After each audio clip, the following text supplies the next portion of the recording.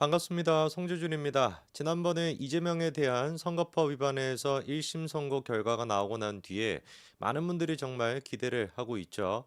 왜냐면 그걸로 끝나는 것이 아니라 좀 있으면은 바로 다음 주에 또 이재명에 대한 위증교사 선고 결과가 나오게 되고요. 거기서 끝나지 않습니다. 11월 말일 또 중요한 재판 결과가 나오게 되죠. 이화영에 대한 2심 재판 결과 또한 마찬가지로 11월 달에 나오게 됩니다.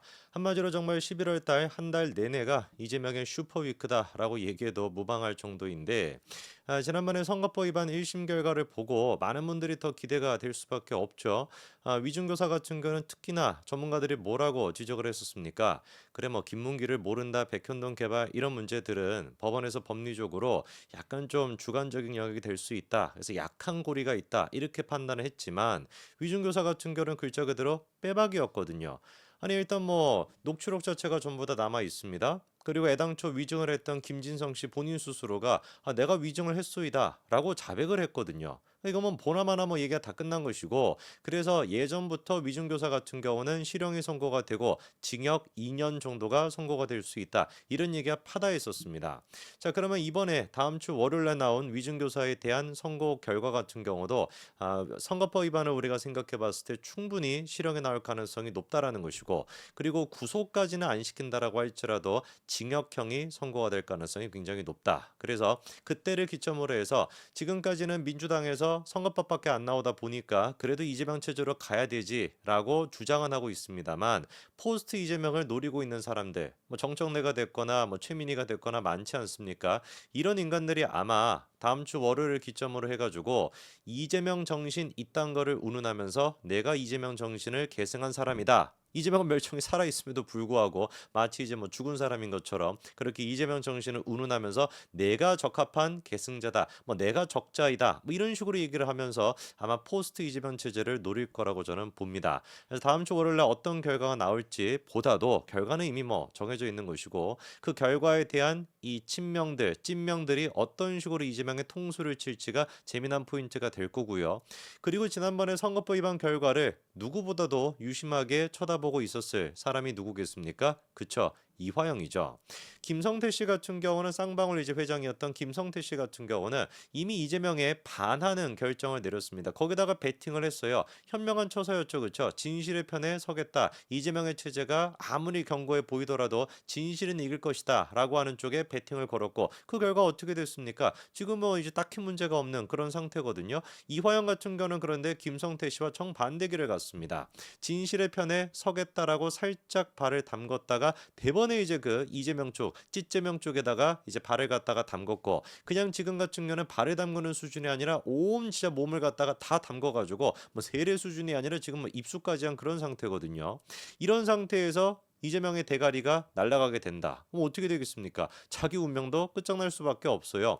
이미 1심에서 9년 6개월을 선고받았습니다. 9년 6개월이 전부 다 인정되게 된다면 우리 이화영 씨가 64년생인가 이러니까 아마 9년 6개월 끝나고 나면 70대가 돼서야 사회에 다시 나올 수가 있거든요. 그 뭐냐고요. 인생의 황금기라고 하는 60대를 갖다가 다 날려버리는 그런 지금 꼴이 된 겁니다. 그러다 보니까 제가 주목하는 것은 2심 재판 결과 이화영에 대한 2심 재판 결과가 11월 29일에 나오게 되는데 그때부터 진짜 이재명의 사법 리스크는 완전히 다른 차원에 들어가게 될 것이다. 왜?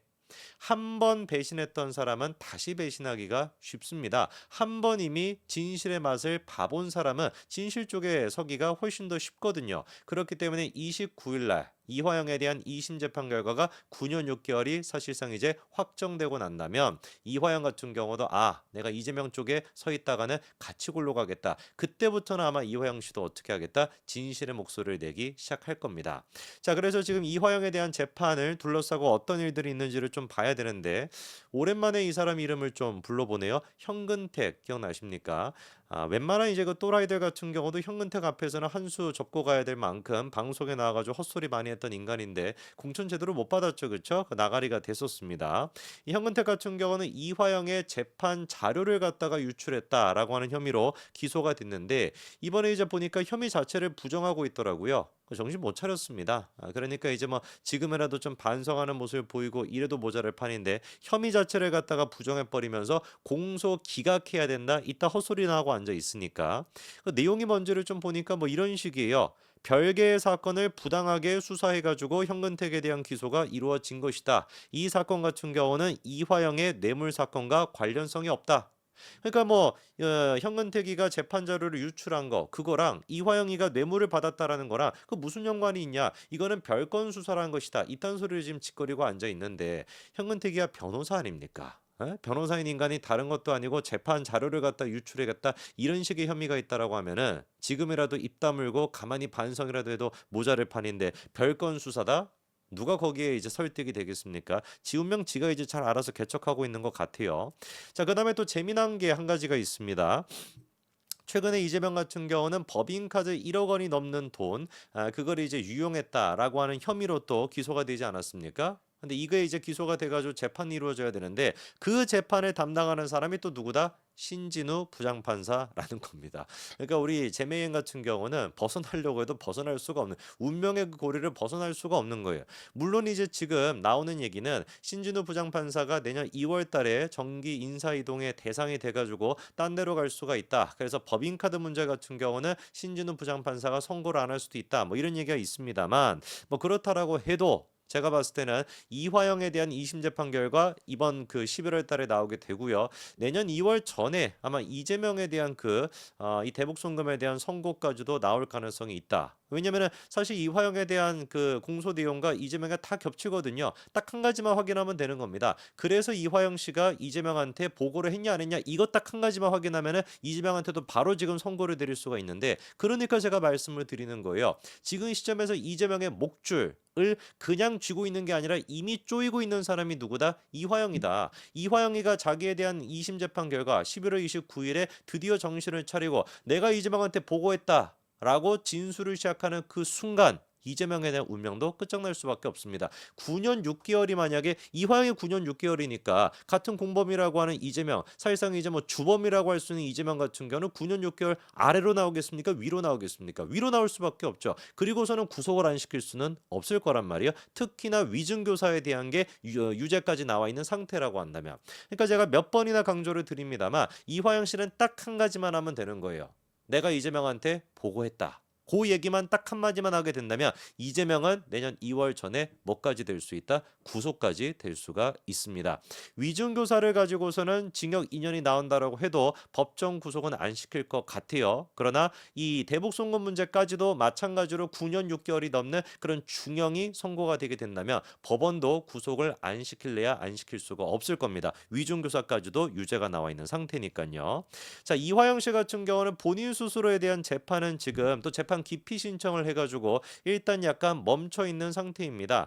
신진우 부장판사가 이번에 아예 그냥 이제 기각시키겠다라고 결정하지는 않고 법원에 이제 그 법치에 입각한 그 절차에 따라 가지고 이 기피 신청 결과를 하겠다라고 이제 또 이번에 결정을 내렸거든요. 그래서 이제 현 재판부가 아니라 신진우 부장판사의 재판부가 아니라 수원지법의 다른 재판부에서 이 재판 기피 신청에 대한 그거를 기각할지 인용할지 이 여부를 갖다 결정하게 됐는데 뭐 뻔할 뻔짜 아니겠습니까? 수원지법의 다른 법원이라 그래가지고 뭐 제정신이 아니겠어요? 다 똑같은 판사들인 것인데 말 같지도 않은 이유를 가지고 이렇게 기피 신청을 한 것인데 당연히 그거는 기각이 될 수밖에 없습니다. 한 가지 또 희소식이 있어요. 그 신명섭이라고 하는 사람 혹시 여러분 아십니까? 이화영의 그 최측근이라고 불리는 사람이고요. 경기도 평화협력국장을 맡았던 사람인데 이 인간이 지난번에 이미 구속이 됐었던 사람인데 지난번에 이화영의 그 술자리 회유 뭐 이런 식의 논란이 터졌을 때 갑자기 뜬금포로 이 사람도 튀어나와가지고 내가 알고 있다. 실제로 이화영에 대해서 검찰이 그렇게 회유를 했다라고 막 이상한 헛소리 했다라가 또 뭐 위증인가 뭘로 또 뭐 기소됐던 걸로 제가 기억이 나는데 이번에 법원이 이 신명섭에 대해 가지고 부당 지시 혐의, 이 북한과 관련된 지원 사업에 부당 지시를 했다라고 하는 혐의로 징역 3년을 또 구형을 했습니다. 뭐 제가 봤을 때는 금방 안 가가지고 유죄가 나올 것 같습니다. 이화영 씨는 11월 29일 이후에 과연 어떤 모습을 보일까요? 제가 봤을 때는 본인 스스로가 이재명이가 저렇게 선거법 위반해서 집행유예가 나오는 걸 딱 보고서 많은 거를 느꼈을 것 같습니다. 아, 내가 붙잡았던 이재명이라는 줄은 이미 썩은 동아줄이구나. 이미 끊겨 있는 동아줄이구나. 그래서 자기에 대한 2심 재판 결과가 나오고 그 이후에 최소한의 반성하는 모습을 보여주기 위해서라도 이재명에 대한 폭로를 시작할 것이고 딱 한 가지만 하면 된다. 대북송금 이재명에게 보고했다. 그것만 나온다면은 신진우 부장판사가 알아서 구속을 시킬 겁니다. 여기까지 말씀드리겠습니다. 감사합니다.